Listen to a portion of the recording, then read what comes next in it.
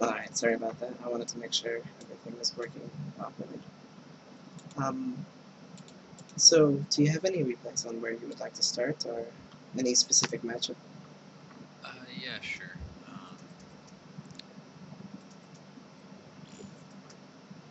So I'm going to invite you to the party, make you the leader, and then start show you some Alright. replays.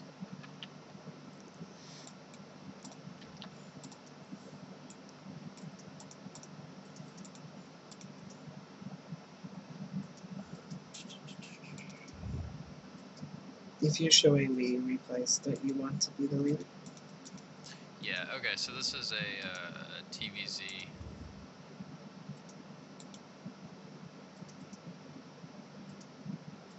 Wait. How do I make you the? So first you host the replay as a group, and then in the lobby, Okay, you in the make me. lobby. Okay. So let me toss this back to you one more time. Okay. It's cool.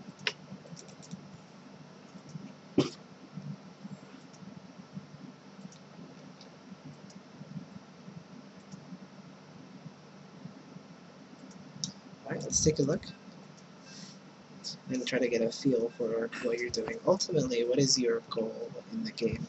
Like, how are you planning to get your expansion, and how are you planning to get your third? So I usually open up with Reapers and Hellions, and then put on Aggression in order to grab my third. And then I try to build up Thors and Hellbats and Ravens, and if the game gets long enough, I'll try to transition into a more Sky Terran army of battle cruisers, Ravens, and Vikings. That's Why? usually what I go for. Why did you pick Thorns?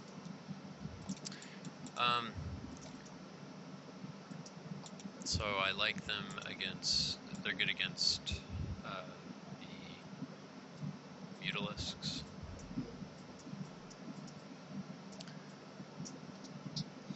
A lot of what your army will be in the mid game, or should be, and then even in the late game, is to zone out possibilities. And then the rest are filler units depending on what could be to help make you more robust. And we'll cover that more in just a minute. But as an example, it's like you don't need like 10 Thors or like even 5 Thors.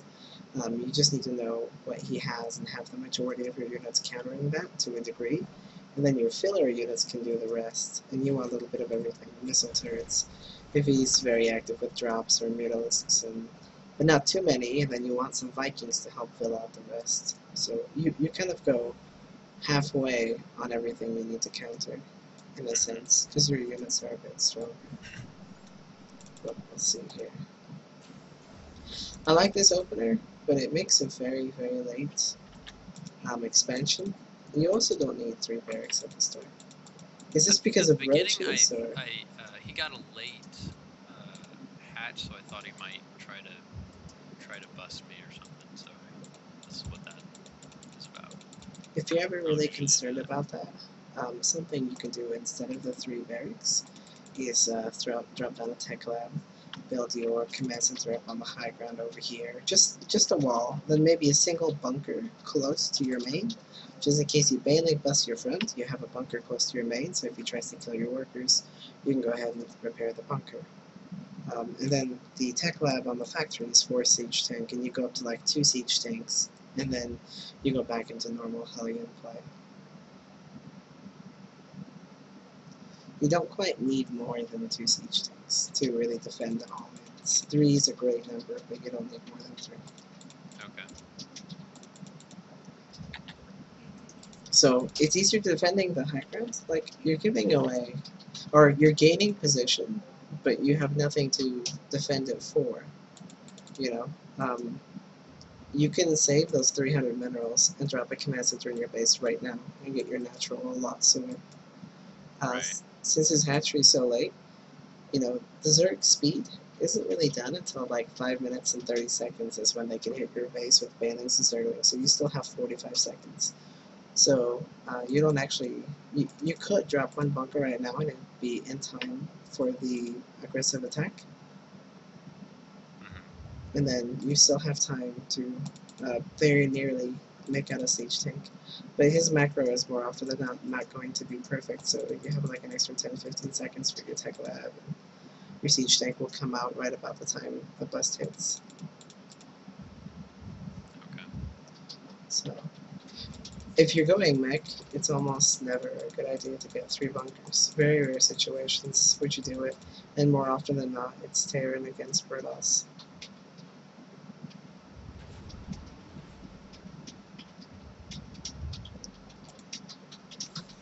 I do like the Widowmine up there.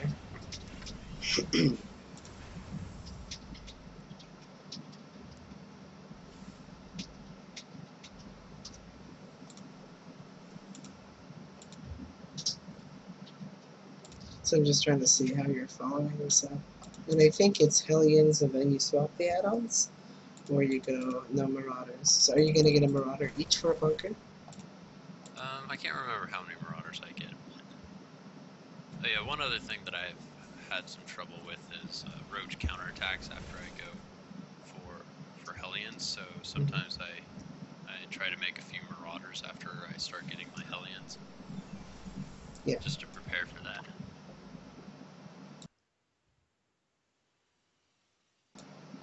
So those counterattacks can be pretty easily shut down by a siege tank or a bunker just being mass repaired and maybe a mine or two behind that.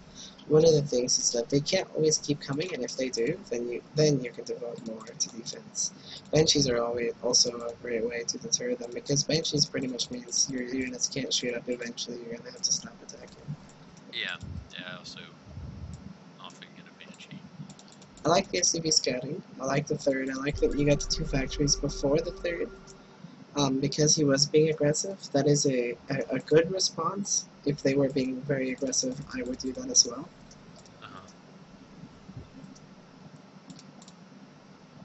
But I still don't feel like you need this many bunkers. Now that you have map control, you can salvage 2 of them, all 3 of them, move one up to be part of your wall, and drop another depot and be walled off. Right.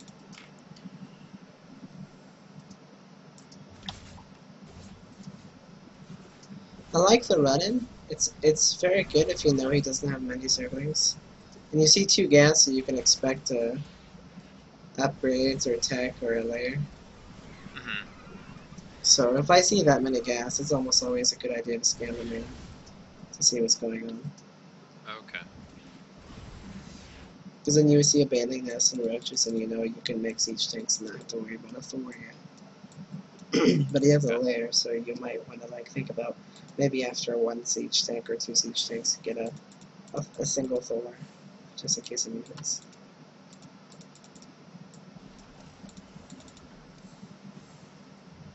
I like the Widow Mines on the edges. That's a good idea at the ramp.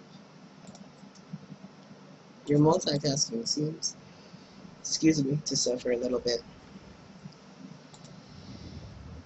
I'm sorry, what did you say? Your multitasking seems to suffer a little bit. It's been getting better. Yeah.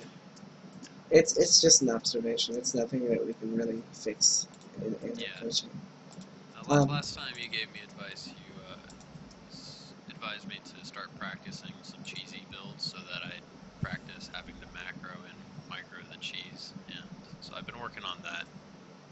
Has it been going well? It has, yeah. My APM's increased by about 20. It's good. That's very good. About 70 to 90. So it's been very good, yes. Under very few situations do you want to make more than 1 Marauder. Each Marauder is 25 gas. When you're on 3 factories, you also want to get an armory really fast.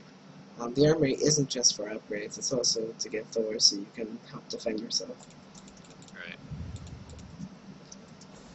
Although upgrades are important.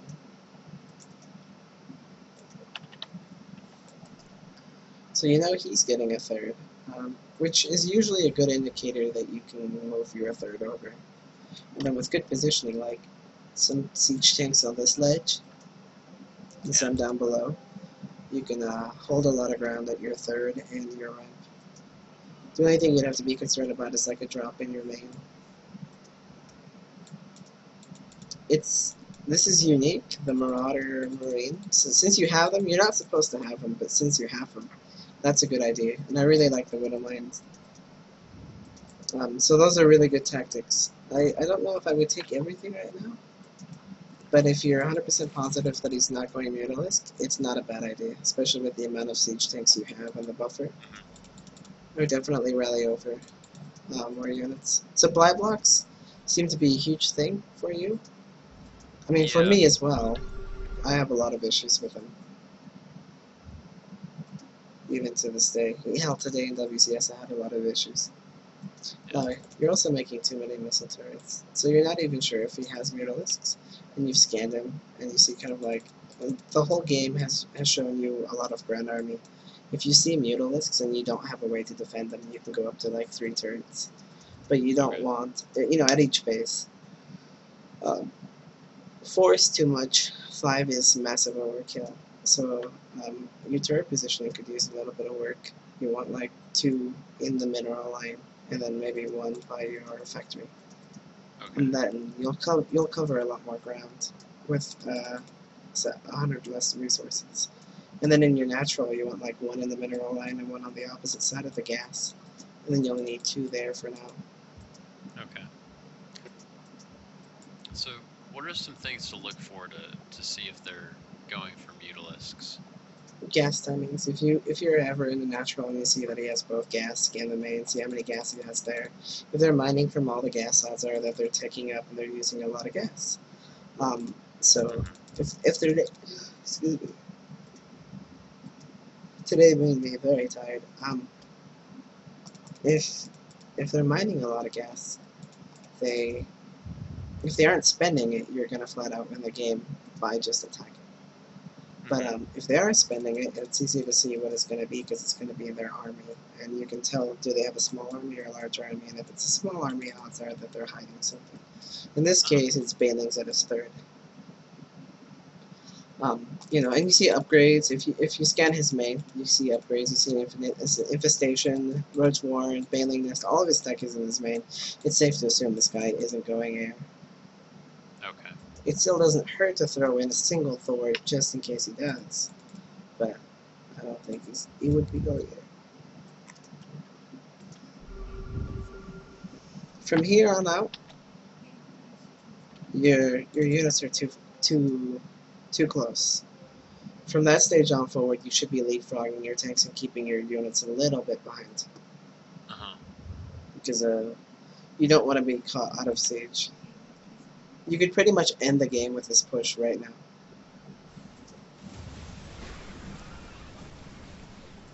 See, if you had leapfrogged and split up your units, these Banelings would have done no damage.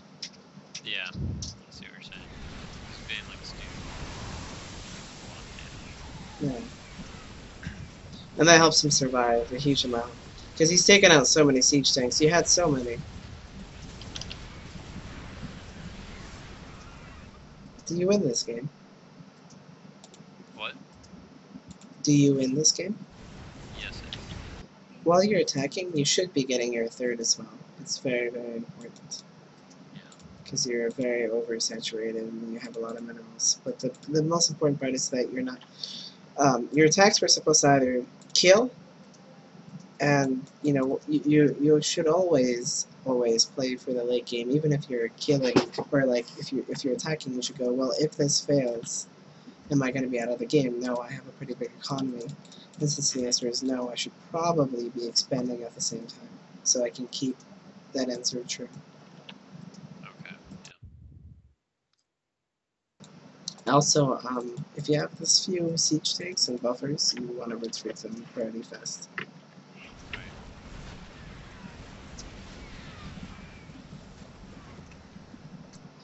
So it breaks you there.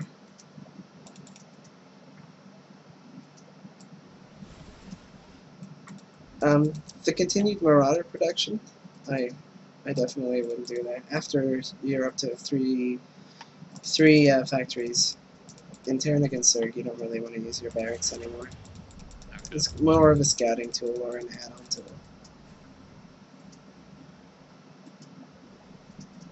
Don't get me wrong, bunkers aren't bad, but you could put like 1 Marine in there, in each bunker, just so that they attack the bunker for the attack priority. Yeah, that is something that I'd like to do.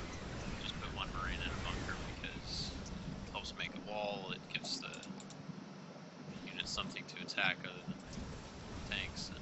Yeah.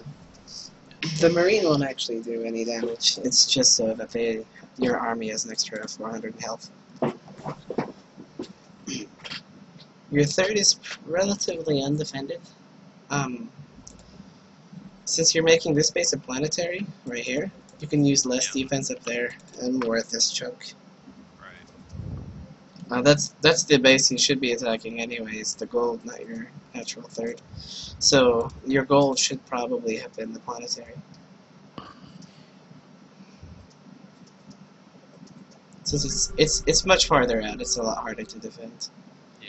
If you make it like a planetary and you put like 3 or 4 turrets there and then 2 or 3 siege tanks, you can keep most of your army elsewhere.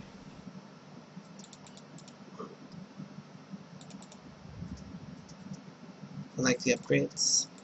Like getting 2 at a time is good. They're very delayed though because of your push. Yeah. It feels like this game should have ended a long time ago. You're definitely better than this player. You're up to 4 bases against 3, and you're ahead in supply, and he's not spending his money properly. So you should have won this game. Everything you're doing is great. I like the command center down below the ramp. I hope that's going to be a planetary because it's a really good spot for one. That's right. I think it might even be a little better, a little bit further out. Even though it'll be easier to kill, it covers a lot more ground.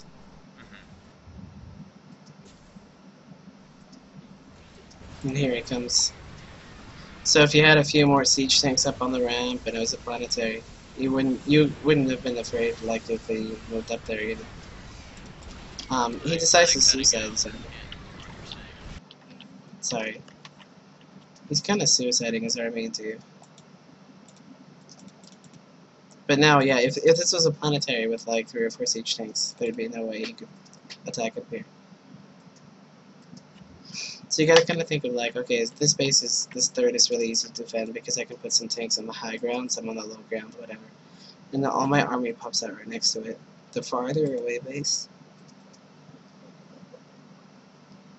excuse me, the farther away the base it is, the more likely you're gonna want to add a planetary, and then even then some. Like on this map before, like right here, I once put down 3 planetaries, and I think that was actually today in the WCS that I did that. So just being relatively safe.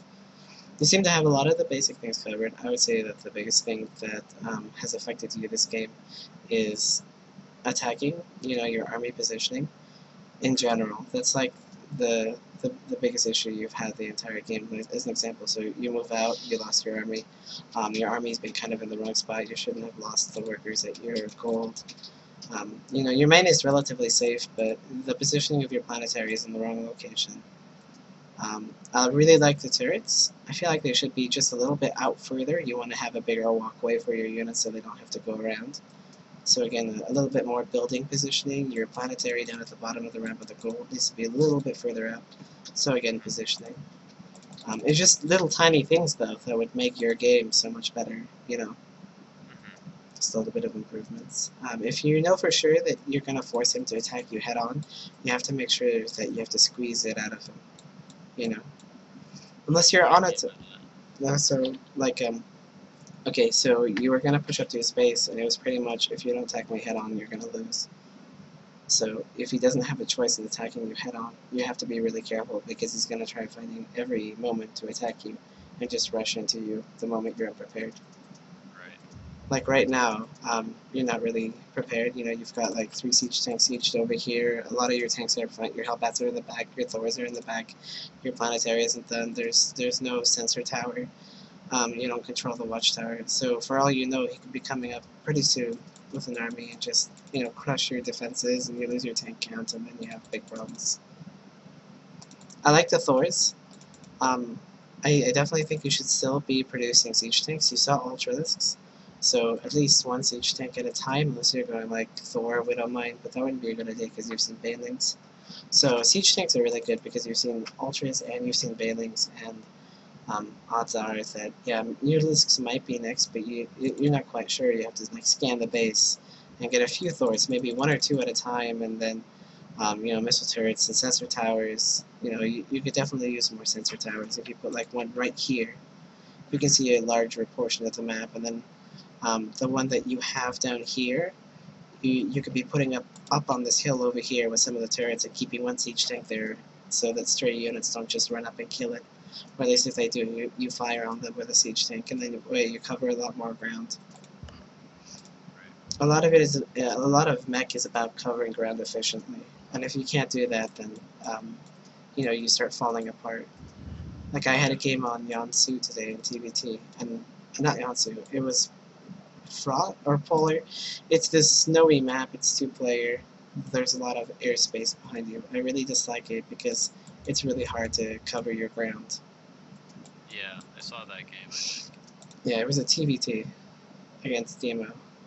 Yeah, I saw that. And then, did you see the one on Frost? Yes. It was a lot easier to cover the ground on that map.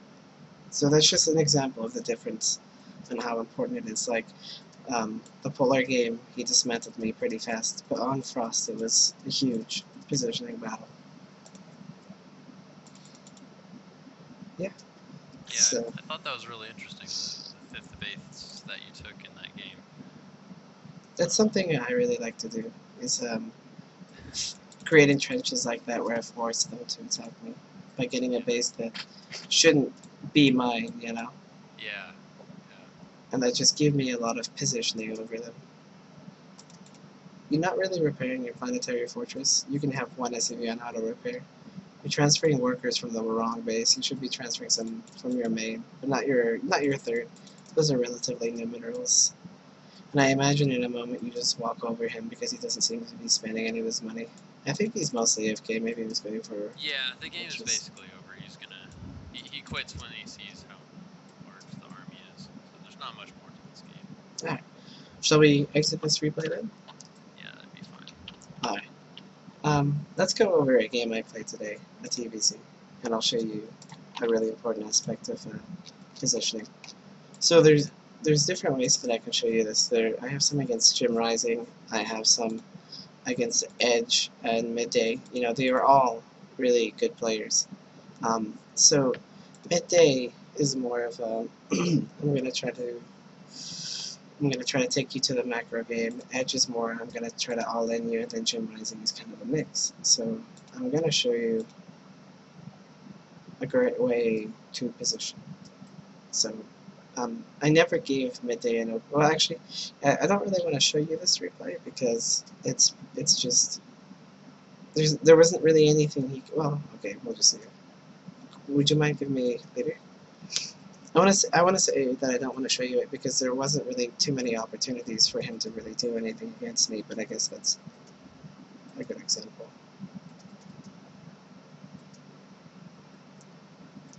Okay. I need to be a host of the group. Oh. Sorry.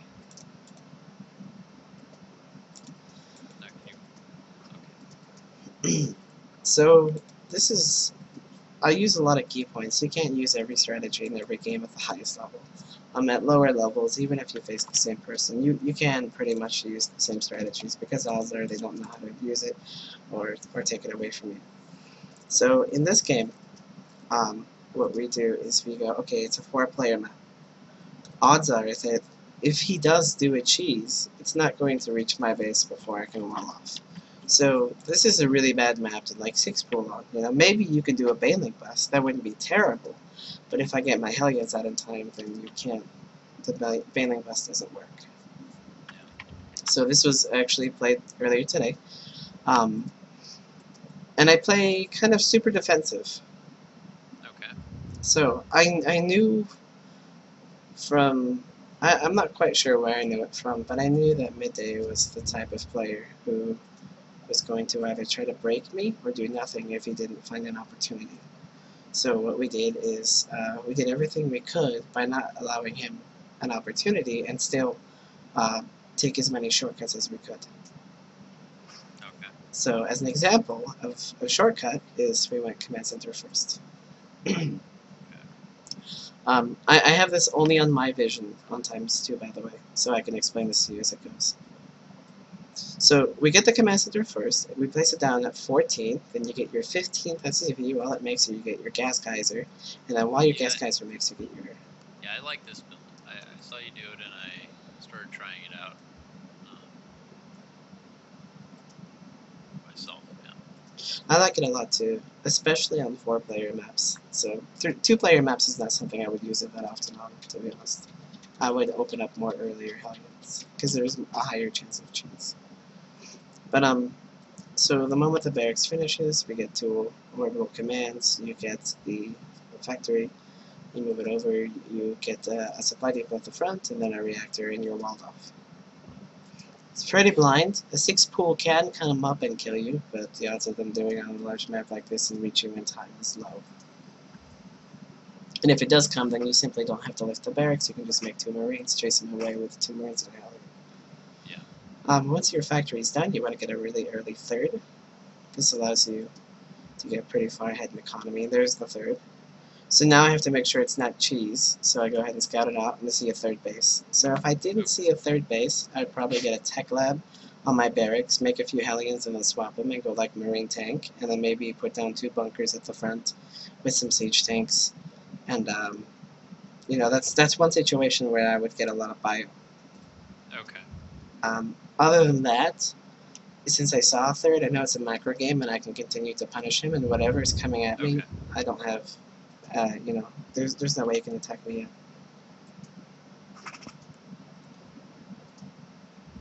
So I like to move my barracks away from the front to make my starport. I'm a really big fan of starports. And you know, an extra gas geyser when you drop your starport. You can do it as soft 2 base, you can do the soft 3 base, even if you don't go command center first. But since I am on 3 base, I'm going to get my 2 gas geysers that I mentioned earlier. So I can take out faster, try to poke in the main. You know, not going to happen, poke out. I'm not going to try to lose the Hellions. They're my map control, that's how I'm scouting.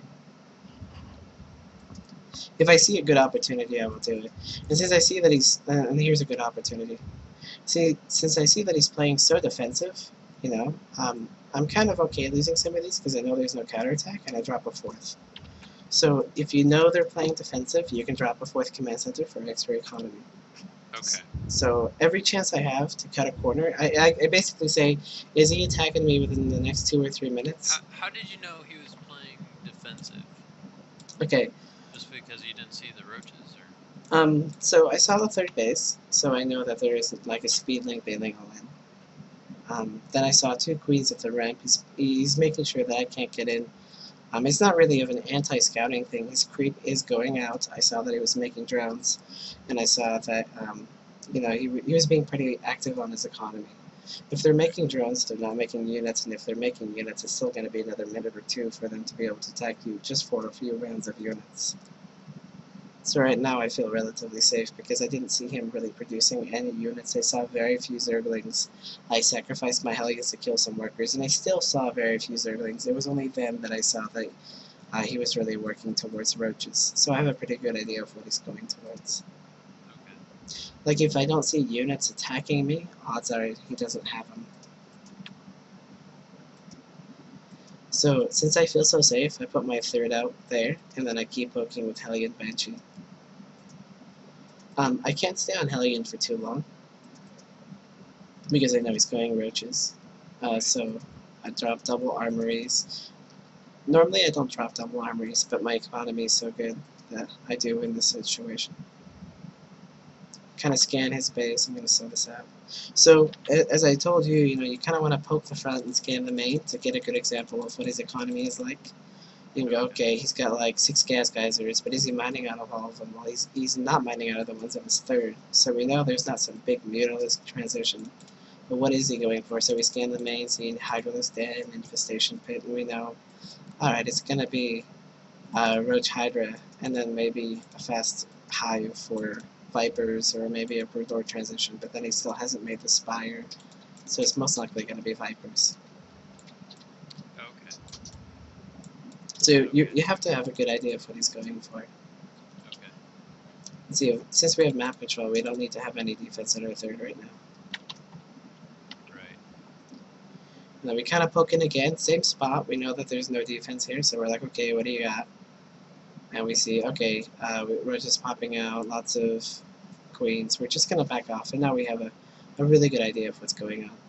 So my favorite response to Roach Hydra is Widow Mites. You don't have to make a massive army of them, but you should make a few of them to help defend, because some of the biggest things that they can do is surprise you with an air switch, or drop their army on top of your army, and then you can't splash them, you splash yourself and you die, or they try to overpower certain areas, and Hellbats aren't the best in that situation. So one of the reasons I get a few Widow Mites is if they try to drop over, they hit the Overlords and anything dropping under them. And they're okay against Mutalisks. It's not a... If a Mutalisk tries to attack my tanks, they can get hit by a Widow Mite, or so on. So I do, if I see Roach Hydra Viper, I do try to get a very minimum, a handful of Widow Mites. Okay. You don't have to stay on them, because the longer you're on the Widow Mites, the more gas you lose for the late game. And you notice I'm not on 5 factories yet. This is only because I have double armories going. In a moment I will drop more factories. And you don't have to be on 5 factories right away. You can build them up slowly, one at a time, once you're at 3. And, I'm putting my Widow Mines in position, dropping a sensor tower at the front. You do want to know how close he is to your base. Sensor towers are so good at your third. I love them always at my third, and sometimes at my natural, depending on what the positioning of them is.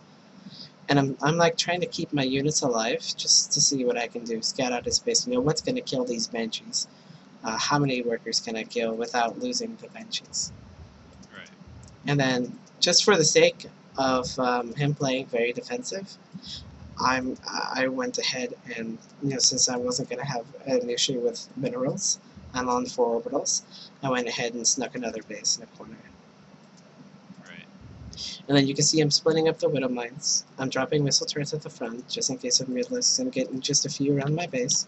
So like if we go to everyone's vision, I don't have any at my third right here.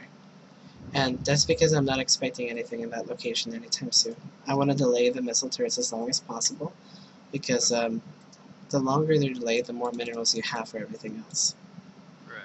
You want to survive with the bare minimum. So if he gets Mutalisk, like, where's he going to go? He's probably going to go to the third or to the main. Or same thing with the drop, he's not going to go the long way around right now. But in a minute, we're going to go ahead and get turrets there just in case he does. We're taking account for like travel time and so forth.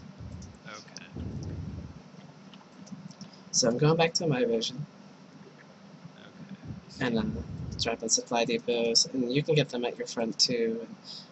Splitting my tanks up, you want your tanks at a pretty reasonable distance away from everything. And you see, I'm only dropping 2 missile turrets. So first is a Mutalisk, just in case, and then a sensor tower, just in case he goes for a drop.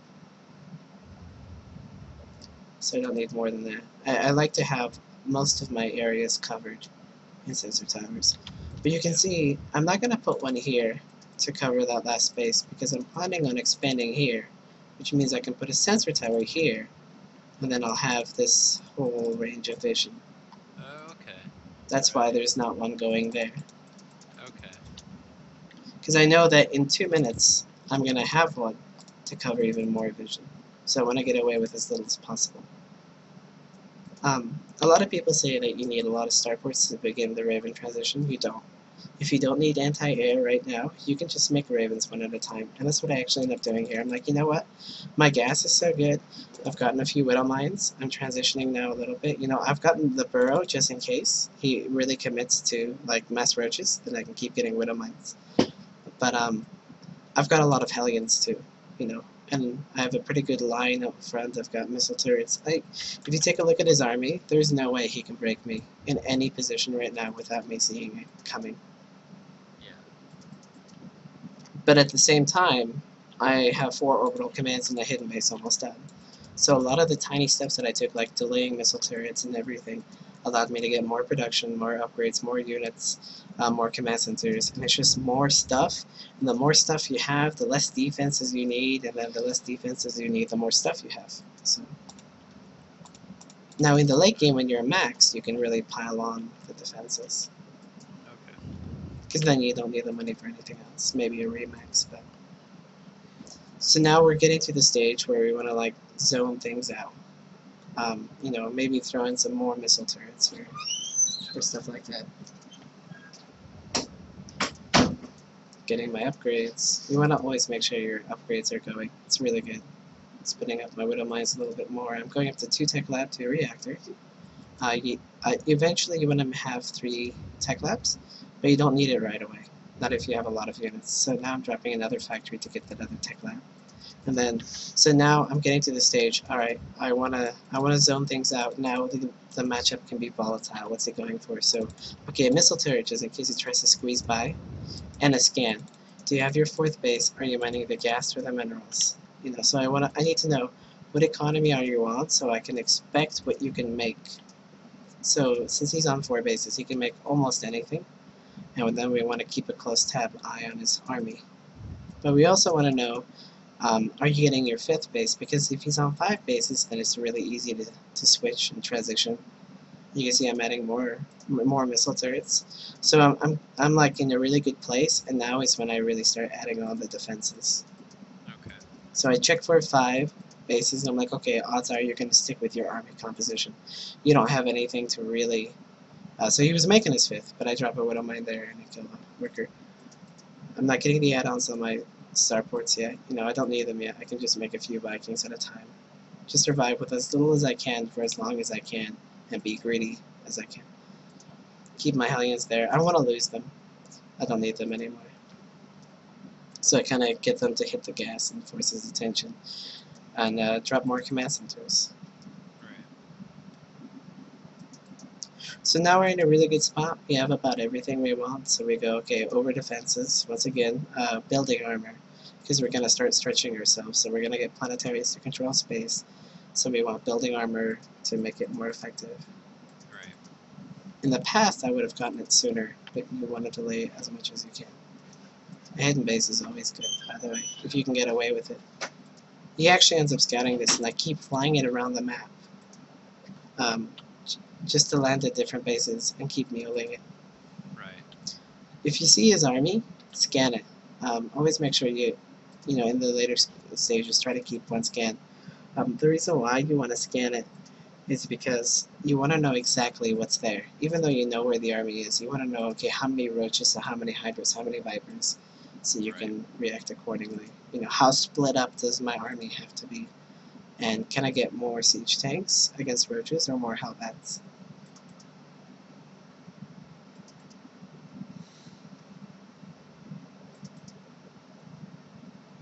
So far he still hasn't had a position, and so this is very important. If we look, he drops his blinding cloud on a lot of units, but most of my siege tanks are a space away, so he can never get more than 1 siege tank sieged. I got Widow Mines in the mix, missile turrets in the front, Vikings in the front, so whatever comes in, I'm already shooting at. Right? So we're gonna slow this down. Here he comes.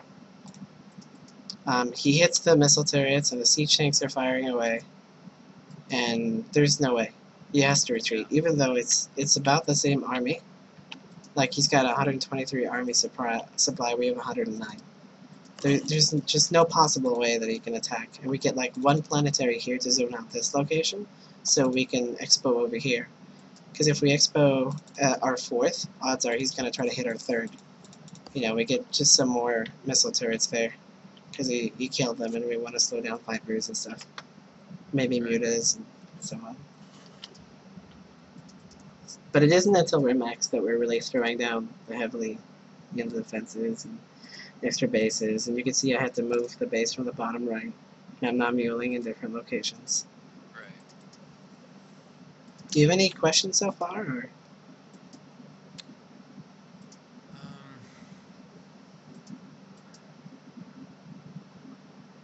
No, this is good. Okay. So since we know that he's been investing so much into his army, we know Broodlords aren't going to be here yet. That's why we didn't need that much anti-air.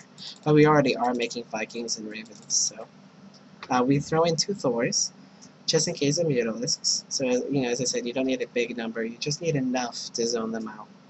This is we have building armor. You know, Mutalisks are going to be less effective if you're hiding behind places. And you can see he's like once again shutting down my expo on the right, so I just move it to a different base. Take my expo, set up my defenses. Right. So here it's like, okay, if he attacks, burrowed something at almost every expansion. yeah, it's really annoying. It's way annoying. So it's like, okay, here, if I'm expanding here, odds are he's going to attack by these siege tanks. And if he doesn't, then he's going to try to zone my army out here in the middle. So I'm going to drop 3 command centers there. Doesn't even have to be planetaries. Could just be 1 planetary. But the point is that I'm reducing a lot of walking space. Right. And then, you know, more command centers over there, reducing the space. Like if you see the way that I'm going to position my army.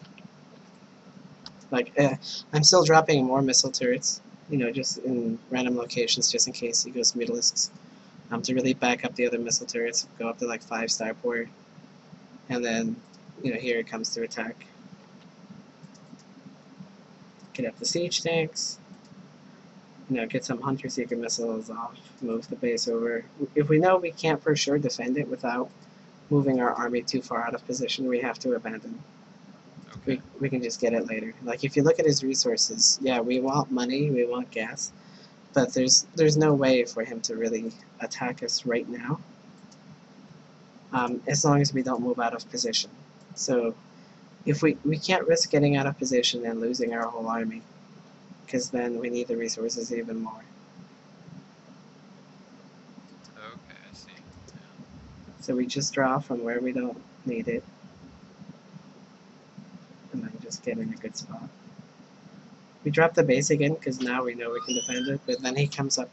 We're like, alright, we just have to be careful, just lift it up, take as little damage as possible. And then Hunter Seekers, and wow, that pathing. I think he even mentions that. So, we're getting some planetary fortresses. You can see we're getting 2 out front over here to help zone out, which means the only viable way to attack is up here or down here. Now we have Widow Mines spaced at the edge of the sensor tower range, so we can see if he's huddling right outside. That allows us to see more space. It's just the ones we had from earlier. We're not wasting a single unit. Right. Now we have, oh, I don't have that bench yet, but I have a Widow Mine here to keep the Overlord creep from spreading, and I still have this orbital flying around trying to find a place to land and drop mules. Right. Because I know he doesn't have Mutalisks, so... And then going out to kill that takes a lot of his army. And now since I'm on 4 base economy, I decide, you know, he's not able to break me. I'm in a really good spot. We're going to go ahead and harass him with Hellions and Transformation Servos. And then get some battle cruisers up. And I'm going to speed this up a little bit because it's still another 10 minutes left. Actually, never mind. It's going to lag if I do that because of how much stuff is here. So, get the Battle Hellions out early, go in, just try to delay his expos, try to hurt his economy while mine bolsters. You know, I'm getting 4 command centers here, 2 planetaries, 2 orbitals, just reducing a lot of his space. I have no need to attack. You can turtle your whole way in this matchup. To a specific degree, you have to do some things. Got some more Hellions over here. I wasn't really paying attention to those. Orbital flying around, he just found another base that I was muling. Sacrificing some SCVs, because I'm pretty close to max and I'm making battle cruisers, and you can see I'm making a lot of turrets here just in case he does a Mutalisk transition. So you have to account for his bank. You have to zone out as many places as possible, so even if he does re-max on his army, the amount... You basically are saying, okay, I lost my army, but I have a lot of units in terms of structures, like missile turrets and planetaries and so on. Right. So you can't, like, counterattack right away. Right. Not like overkill. I'm not dropping like 10 missile turrets here. I'm just dropping like 7. You know, just 2 defending each other, 3 defending each other by the tower, and so on. They're all kind of covering each other in some way. And then here I'm muling. I thought he had a roach burrowed, so that's why I'm so far away. But as long as I'm not muling my own bases, I can stay on them longer. And I'm actually down to like 40 workers. And I'm making some command centers out here because I know he's not out there. I know where his army is kind of, moving around the map. And getting my stuff over here. So I used SCVs to make these gas geysers, to make the turret, to make the sensor tower. And then I sent them to die right after they finished building. Because I only need enough SCVs to supply them.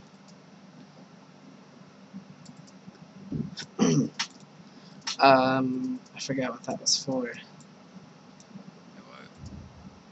Oh, okay. There were some roaches and mines over here, and I ended up getting his stuff. Looks like he's kind of bad. Yeah, it doesn't go good from here. So planetary here to help zone out some space. There's no real resources to protect there, but the ramp. It makes it easier to defend the ramp because it cuts off a portion of it, and it makes it harder to go from this base that I'm just getting now to attack the third because there's a planetary on the way, and then another planetary. And we're gonna put double planetary at our fifth. So, whoops, too far, too fast. So the double planetary at the fifth is just, we're a lot of units. You can go out of position and defend it. And now we're like, okay, well, siege tanks, you've served your purpose. We've got so much stuff defending space that we don't need these tanks anymore. So now we're going to try to use them. This Banshee is going on patrol. He's going to try to harass bases. These siege tanks are going to try to snipe a base. And these Vikings are going to go harass. And then these Thors are going to go attack. So we've got 5 things set up right now because we don't need them. We're trying to use them to their fullest while we're making battlecruisers. We're down to like 26 workers. We have 100. So are you aiming for the army composition of just battlecruisers and ravens? Yes. And Vikings?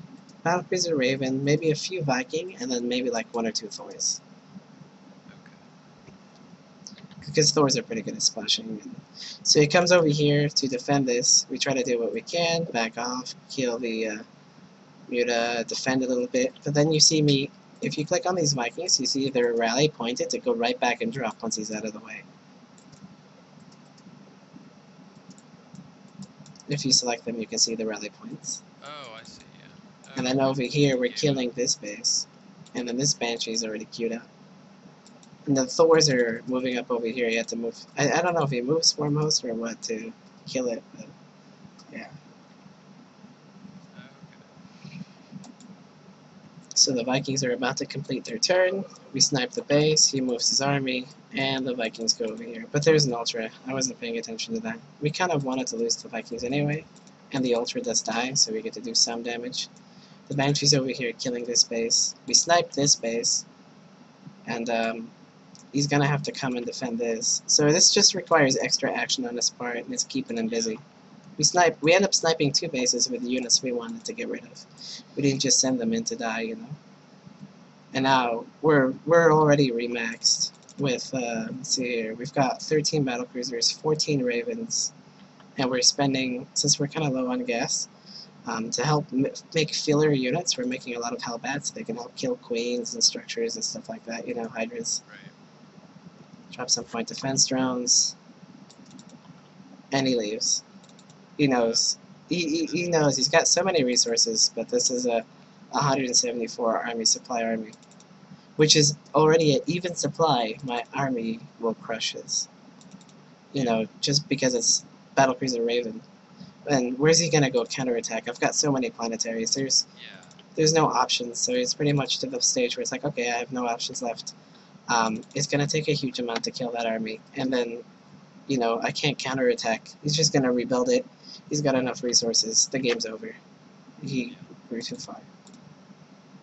Your ultimate army is Battlecruiser Raven.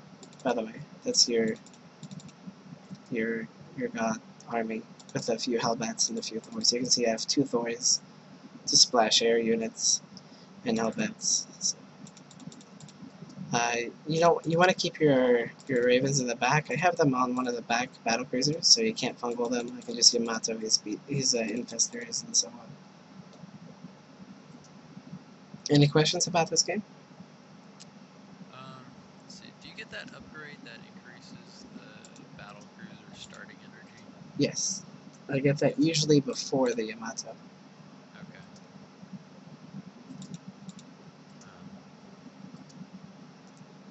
You can see that I've gotten this a... is how I like to try to play also, but what I what usually happens when I try this style is that they're going for swarm hosts, and I end up getting contained, and I just can't build up the stuff that.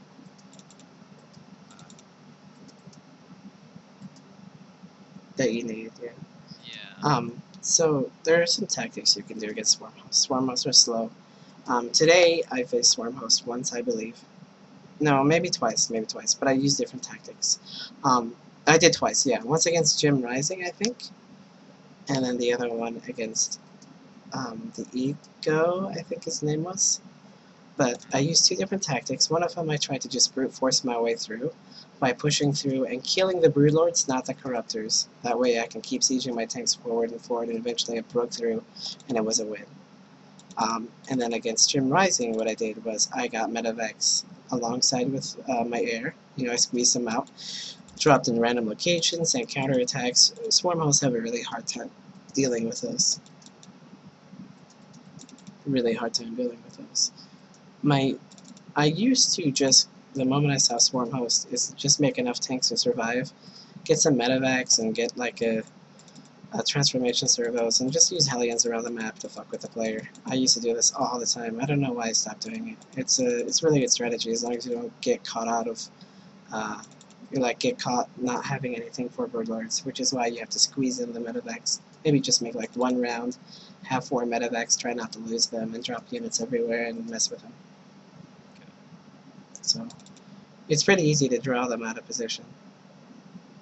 You can also make like 1 battlecruiser at a time. You don't have to make 3 or 4 or 8 battlecruisers at a time. You can make 1 at a time starting in like 20 minutes, and then 10 minutes later, you know, he's like, your army's got so small, and then he attacks, and then boom, you have 10 battlecruisers. Like, Yeah. you only need enough to eventually become a threat and still survive. Okay. Any more questions, or anything more specific about this game? No, nothing about this game. Why don't I show you a TVP that I did, and you can give me your advice on how I can build that. Sounds good. I'm going to toss you later.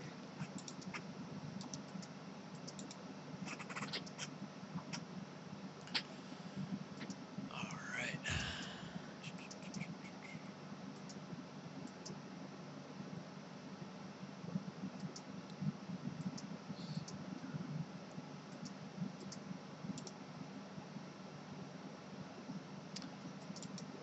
Okay, I think this is a TVP where I zone out the area pretty well.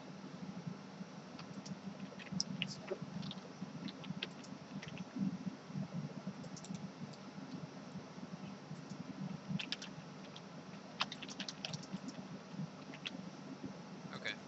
Yeah. Why don't you let me know what you think about this? Let's take a look. I like this map. Once you're on 5 bases, which is ultimately your biggest goal, the enemy, it can only be on 5 bases. It's a ticking time bomb for them against Mech. So let's see what you do.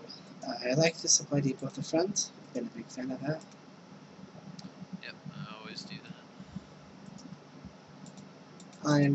I have been leaning more towards putting the barracks at the front, just in case they do a proxy. Gas Geyser. I haven't been using Reapers very much at all lately, but they're still a good unit to get. I have nothing against them. It's just I would rather have Marines. Yeah. Just, you know, personal preference. Reaper is probably the best opener. I like the reactor. Big fan of that. And I like the command center. You do need a bunker at the front. Perfect. Factory. Awesome. You're hitting every note. Supply depot and maybe an engineering bay, but then you also see an expansion. Oh no, you didn't see it. So if you don't see an expansion, you might want to drop an engineering bay. Everything's going pretty smooth for you. 2 depots is pretty Yeah. good. There's the engineering bay. Alright. We don't mind rally to the main. Very, very good. Good wall off. Command center is morphing alright. This is pretty damn good. Your supply depots count is getting quite high. Maybe a little bit slower on the supply depots. Just Okay, a little yeah, I bit. see what you're saying. It's not bad. You're in a great spot. But you stopped making units now. So now you're starting to fall apart. You don't need a second widow mine. You want to go ahead and get a siege tank and a starport. The gas guys are count as good. There's your starport. Very good. You never want to make more than 2 widow mines at the start. I like the 3rd command center. You're not quite sure what he's doing though, so you need siege tanks. Since you don't have them so early, maybe a 2nd bunker. I like the extra factories because the only reason I like them is because you already have your 3rd command center and your starports. Otherwise, I would not be a fan of it. I like making 1 Viking at a time, up to 2. I do not like 2 missile turrets at the edges. I think you can skip those for now. Once you're on 3 base, you definitely want that. I don't like the missile turret at the bottom of your natural. Should be in your mineral line, right in between these 2 mineral patches. I like the command center, the 4th command center, because he's not being aggressive at all. Sorry, I've company over. So, only because he's not being aggressive, otherwise I wouldn't like it. The 2 factories, pretty good choice. Widow mines, only if you're using them to spread out as defense against a lot of busts, or dropping them. You don't really want to mess widow mines at this stage of the game right now. It's either like a timing push or you do it for later. You can do it being really super defensive, but then you allow them to go air and then you don't have enough gas to counteract it. That's a very ballsy gold base. Very, very ballsy. You don't have the means to defend it. You had the watchtower, that's good. You scanned them. One second. Hold on. Somewhere today.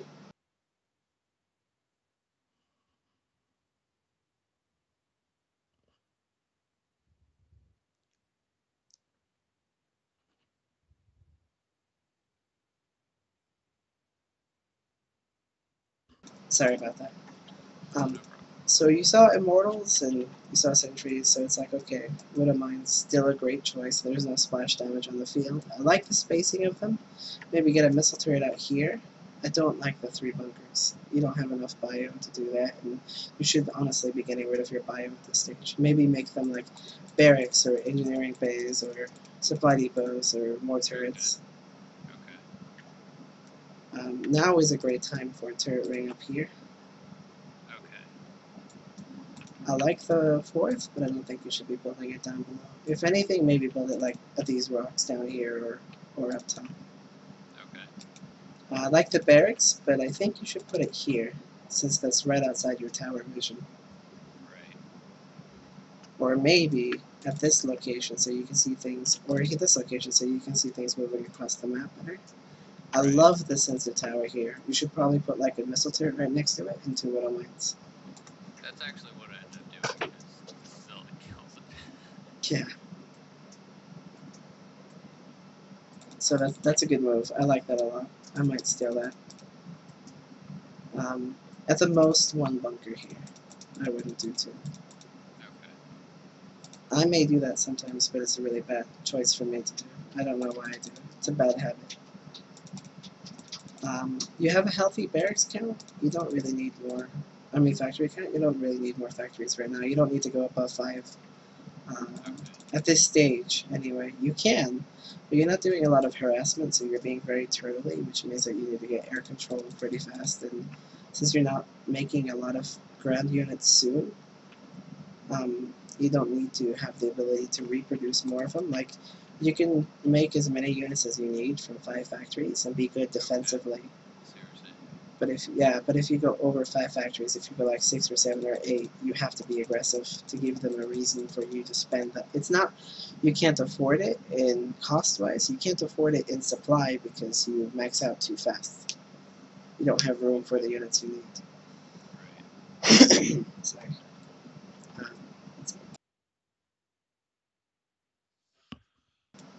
Okay, so Let's take a look here. I don't really like the engineering bay armor right now. I like missile turret range in this situation. Once you're up to 5 bases, I like the armor. You can just scan here. There you go. So your defense is looking pretty good. Your siege tanks need to be a little bit more split up.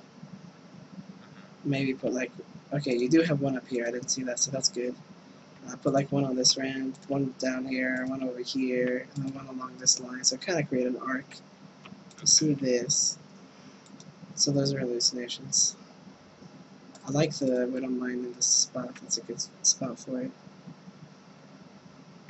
You don't really know what he's going for, though. You don't know if he's... So that's the biggest problem I have with this entire replay so far, is you have no idea what he's going for. Okay. You have a lot of energy. Yeah, you have a lot of energy on this one right here.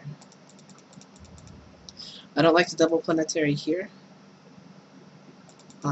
Only because he's not being aggressive. If he was being very aggressive and it was hard to multitask, then I would put a double planetary there. But if they're being very passive, it's a waste of resources. Okay. And then you could put it over here, double planetary, maybe even triple. I don't think it's actually a bad idea to put triple planetary over here, so that you can be on 5 bases, and then fight for this base, you know. Because if you zone this place out with planetaries and buildings, then most of your army can be up here fighting for his gold. Right. So you slow him down. You have the watchtower, you should put a unit there. Oh, there you go. Speak of the devil. Oh, and he goes away. Is that... Yeah. I think you use the all-army key. I have a problem with that. It's a bad habit. I do it too, all the time. I use it all day today. Hidden base. I like to scan ahead. That was good. You saw exactly what he has. Now you have to leapfrog. There's no choice but to leapfrog from here. Okay. He's actually attacking into you, which is what you want. There's no EMP, so you have to get your Hunter Seekers off pretty fast. And he didn't really try to move in. So he wasn't leading with his Immortals. His Immortals were in the back. If his Immortals were up the front, your army would have been crushed because you don't have like a... You can see that your army supply is still really high. And that's because you still have a lot of army back at home. Like you got this widow mine over here, you got some widow mines over here. You got some marines over here. Widow mine over here. Yeah. If you had everything with you, it would have gone a little bit better. You need to get rid of the marines. That's 6 supply, that's 2 siege tanks. Would have been huge. Your upgrades are good. I like the extra factories. I don't think that's a bad situation in here, but I do think you should be up to 3 starport right now. You should also be scanning the main and the natural on a regular basis, and if you don't see anything there, then 3rd. So, Okay. I told you to scan the main, and you would have seen double row and lots of gateways. Awesome. Then the natural, and there's the void rays. So I didn't even know about. I knew he was building them, but I didn't know where he was building them. So that's just some place I would scan. I wouldn't scan like right there. If you move it a little bit more over to the right, there you go. So if you take your first scan in this location and moved it to this location, then you can see everything at the 3rd. I mean at the natural, and some stuff at the 3rd.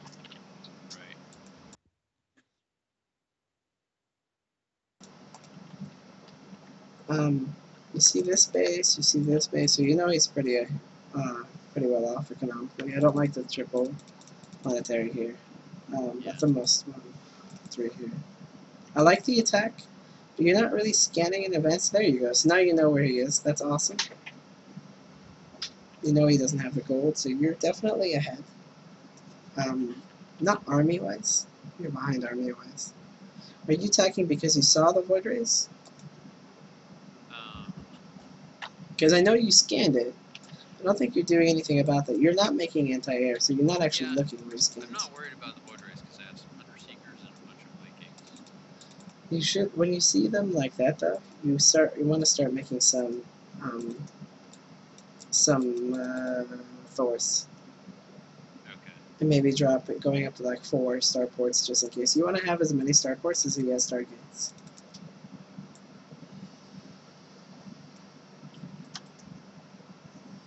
It's a good snipe on the base. He's got a lot of resources. You're actually better off because you have a lot more gas mains. You're making way too many siege tanks, and I would get rid of mine burrow if I saw that many stargates, just in case I really needed the little mines to help. I don't know if you actually have the burrow.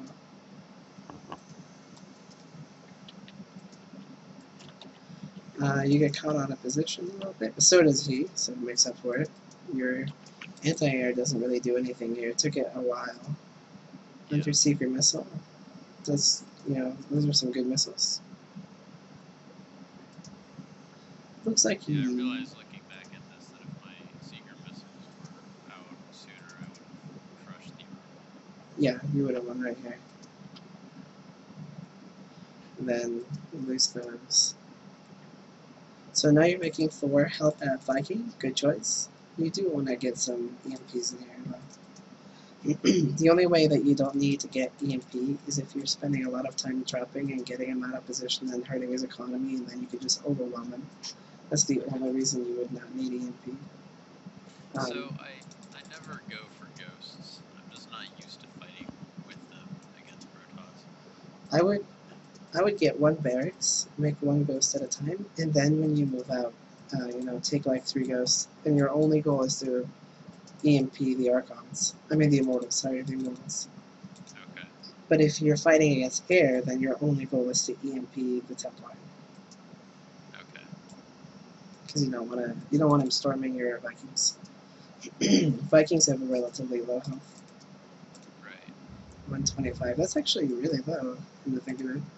Because like the Void Ray has 250, twice the health. It's crazy. Yeah, that is pretty low health. I really like your army. The only way you can make it better is EMP. And then you could just walk over him right now if you had like 1 EMP on his Templar. I like that you're sending the ground forces over in one spot. That's a good choice. You should focus on keeping this much time. So here it comes to attack. So if you had the watchtower, you would have seen it a little bit sooner. So this battle does not go so well for you. Yeah, there wasn't a lot of positioning. And then you pull your army back on with the F2 army key. Yep. So now you give them time to chase you. And these last 2 battles, sorry, not that base. This base and this base are going to kind of decide the game. And it's your base is way far off.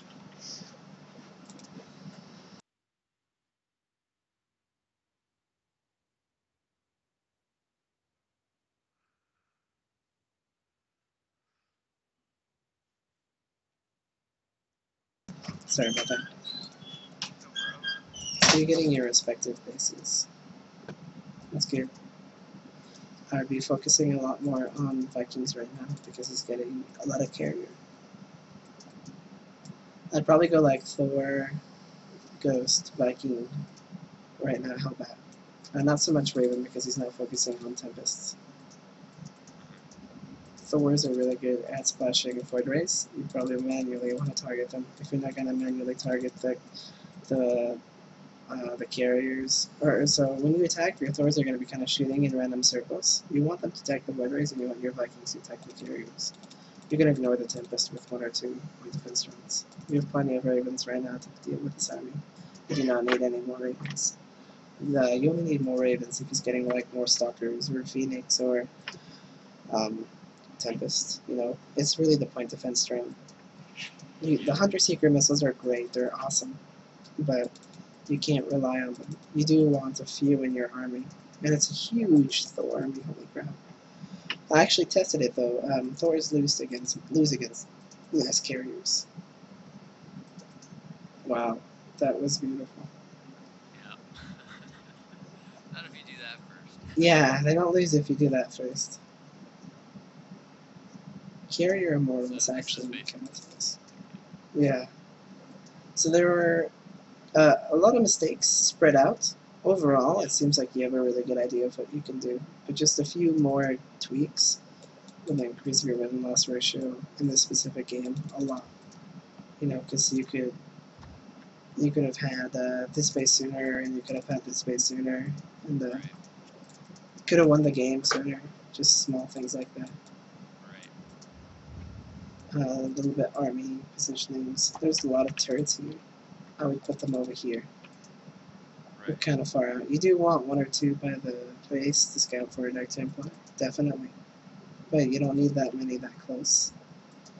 You want to pretty much establish a perimeter that your units can be safe behind against. So like, it's really scary attacking at photon cannons if you didn't have scan, because you wouldn't know what's behind it. It's the same thing with the Protoss. If you deny a lot of vision, they'll be a lot more careful about attacking Right. because they don't know what's behind it. That's interesting. Yeah. So it's So got multiple things. even Right? just an empty wall of loose turrets is fairly intimidating. Yeah, because you never know what he's got behind it. As long as if it denies observers and you have something there to occasionally kill, like a zealot or something, it's just a lot more intimidating. Right. Any questions? Um,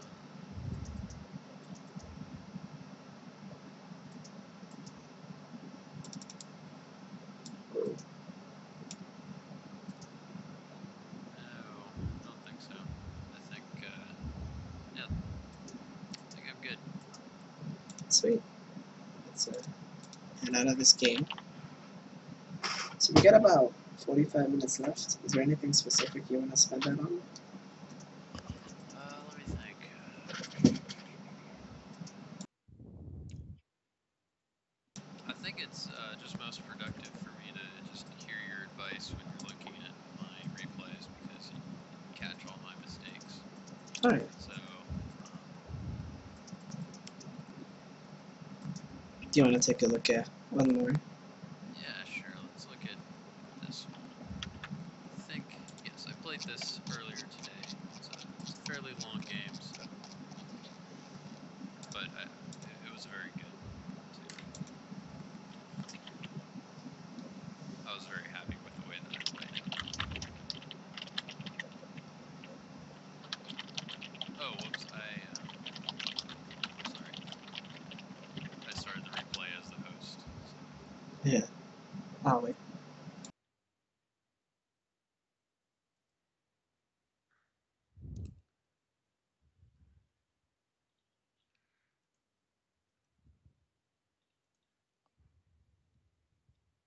Okay, so this is another TVP.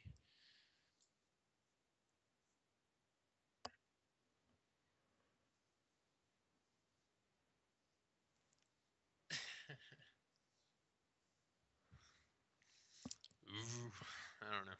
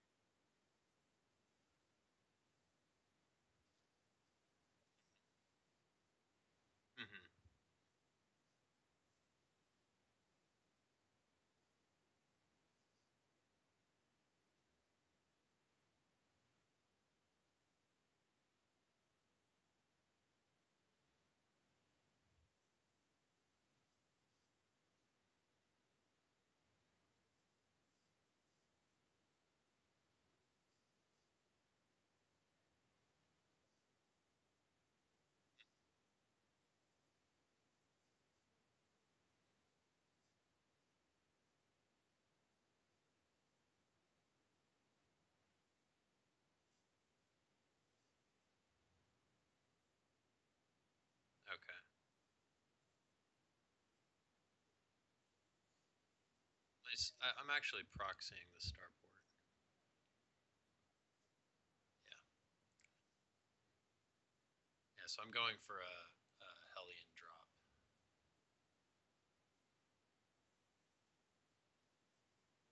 Hmm.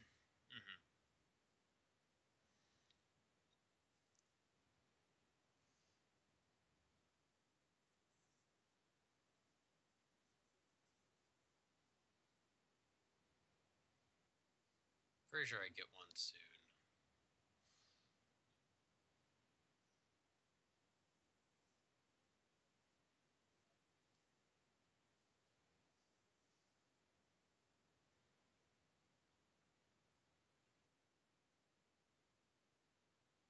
Yeah.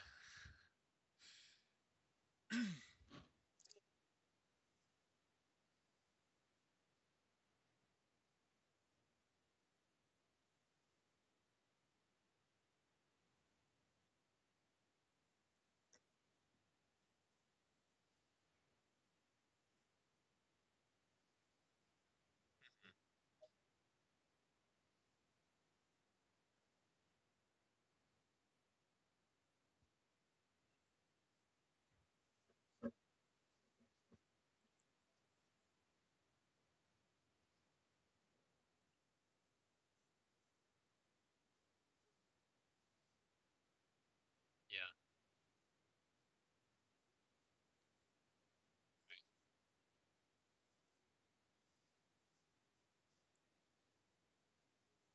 Yeah.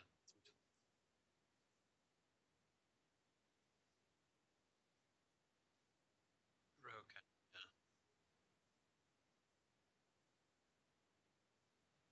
Right.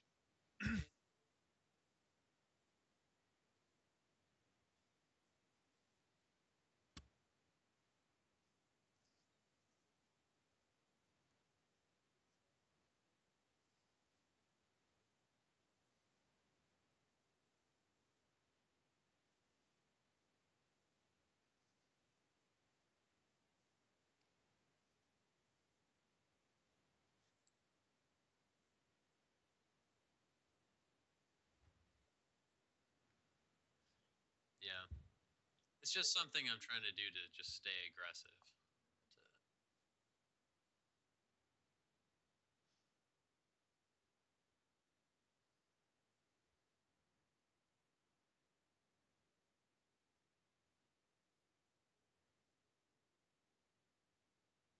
okay.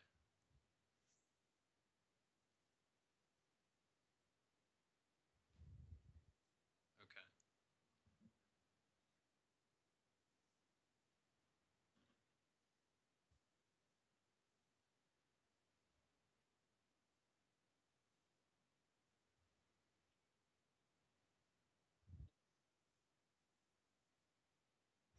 Yeah.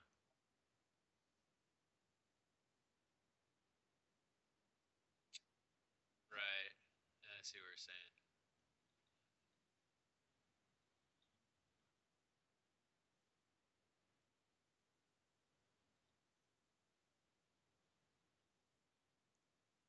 Okay. Yeah.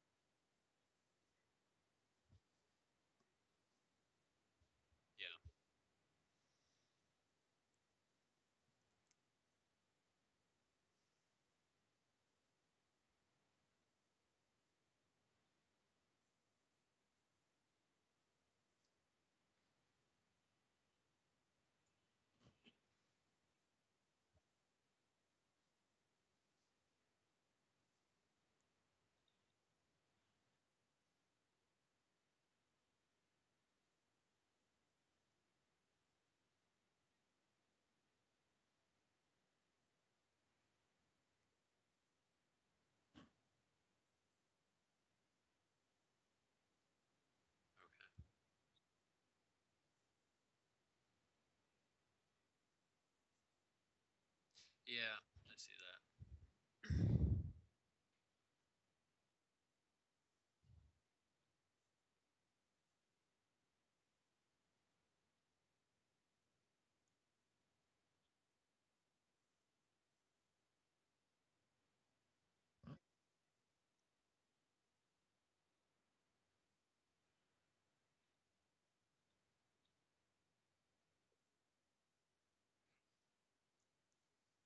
Yeah.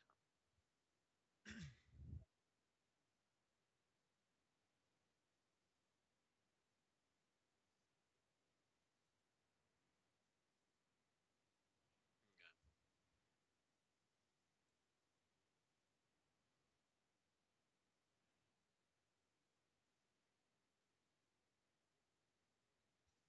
Right.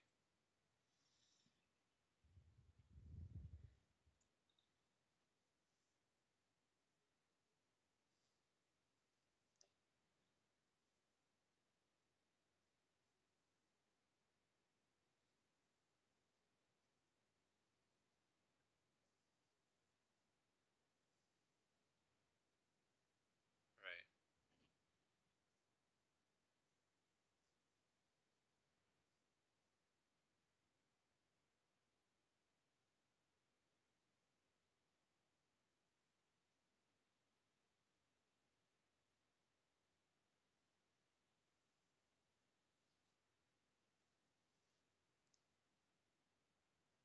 Right.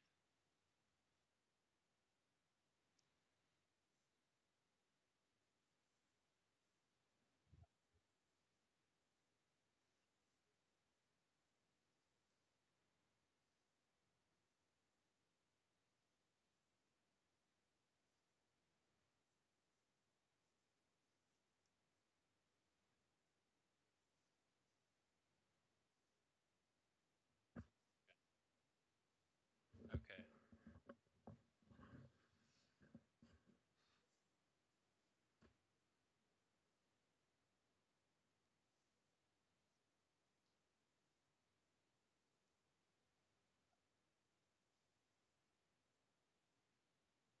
Okay.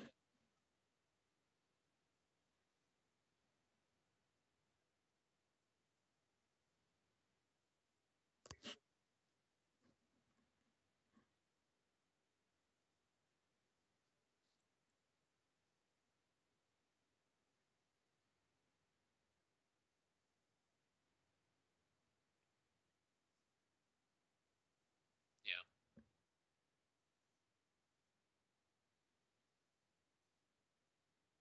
Okay.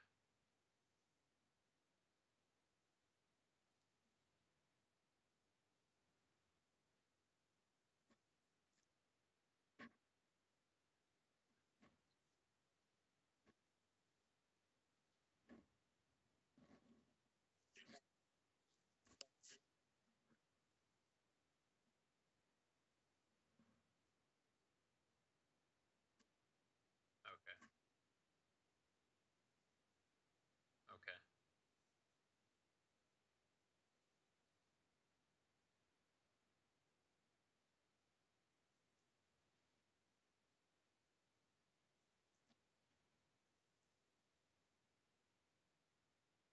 Okay.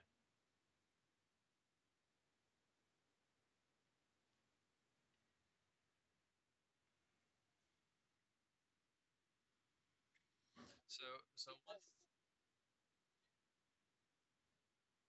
Okay. Yeah, I'm just not used to using ghosts, so I just don't build them. Um,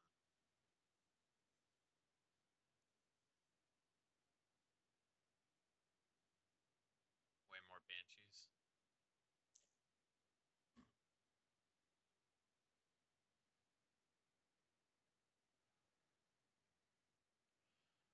Well, if it's the right thing to do, I'd like to learn how to use the ghost properly in this composition. Um,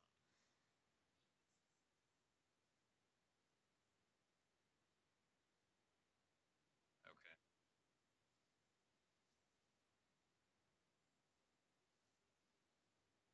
Okay.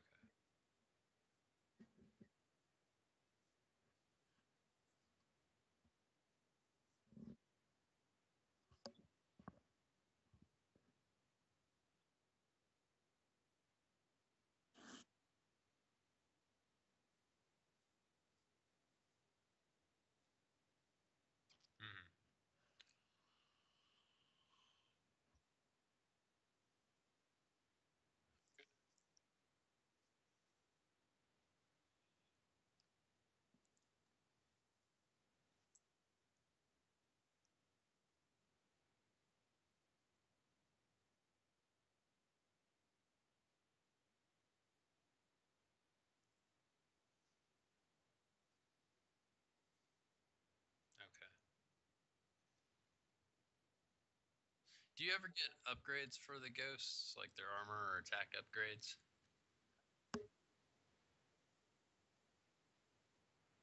Okay.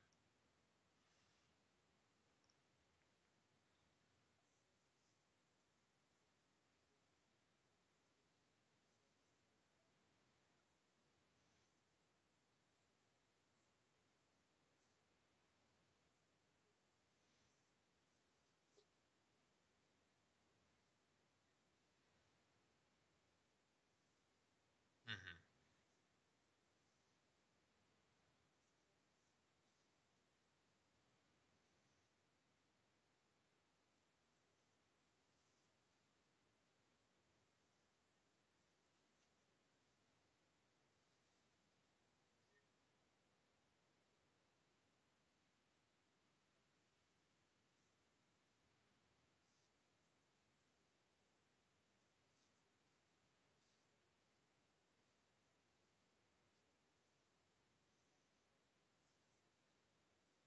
Mm-hmm.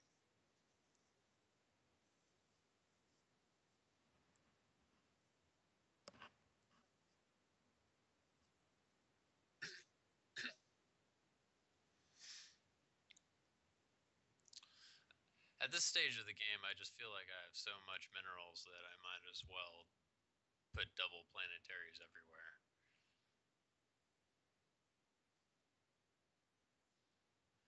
And so now I split up my workers and build a supply depot at every expansion, which I liked.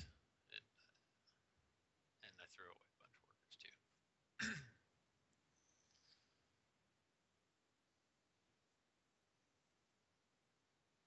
Yeah. It,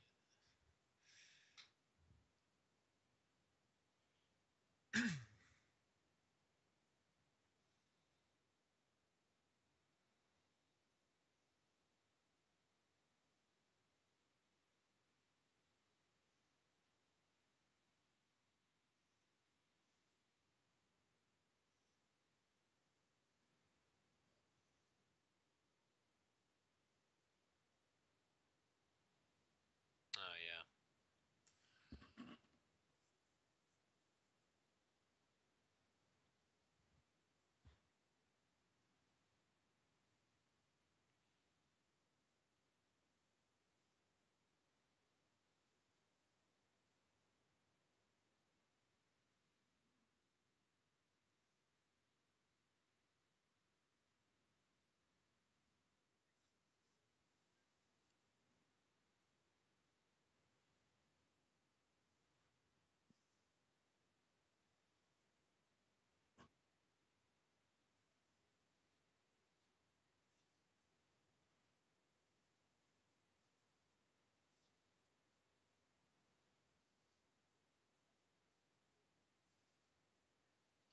Mm-hmm.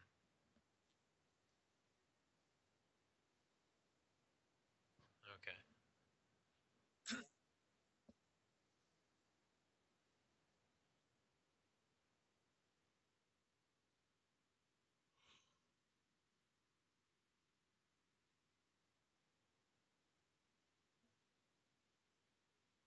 Yeah.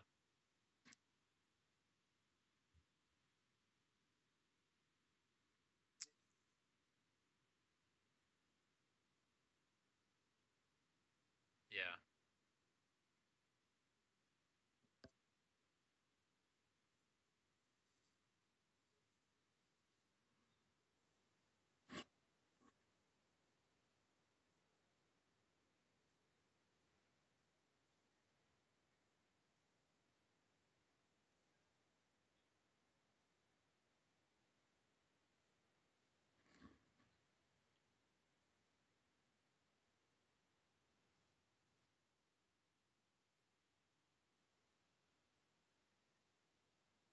Right. Yeah. I'm getting out uh like 6 battle cruisers at a time or something. So I'm just trying to stall for time right now.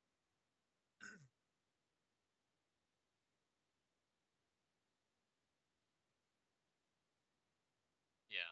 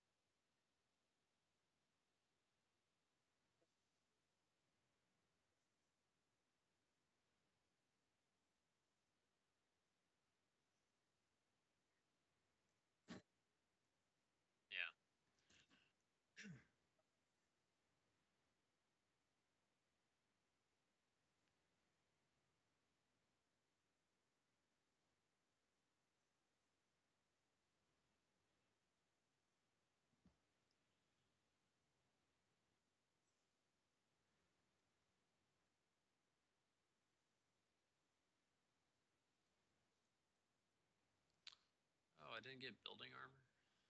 Oops.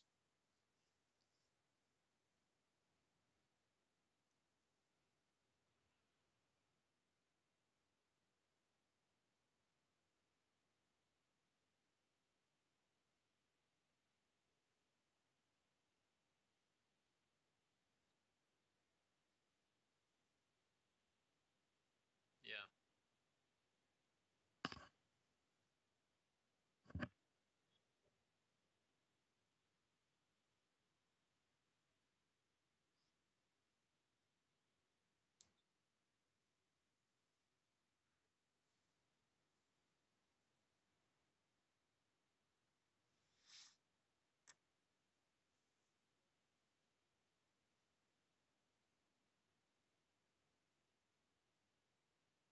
Yeah.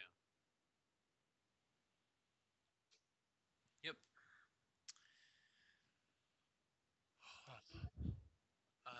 Let's see.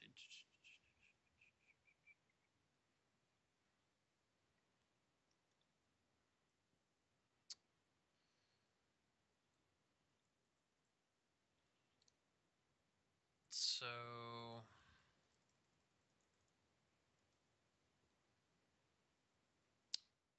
Oh my god, I don't I have just any other realized that questions. my broadcasting microphone has been off for exploit for for like 5-10 minutes now. Nobody's heard the advice. Oh.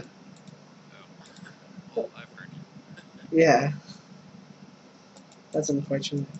We basically mentioned like more planetaries and more ghosts and um, how his fight was easier up here Yeah. because he had a planetary to zone out the immortals. Yeah.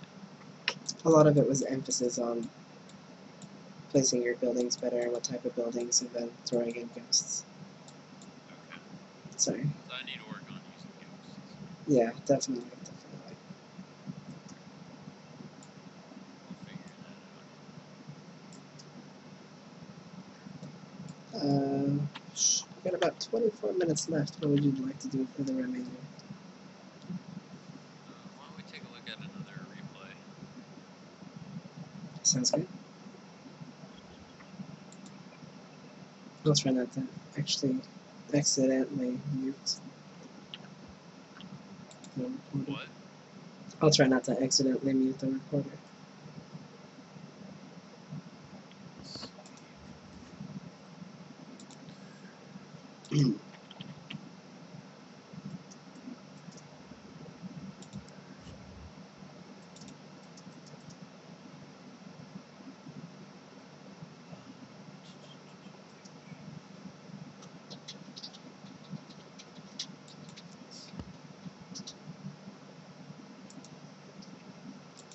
So here's a TVT against a bio player. Alright. Oh, whoops. I just accidentally clicked watch this solo.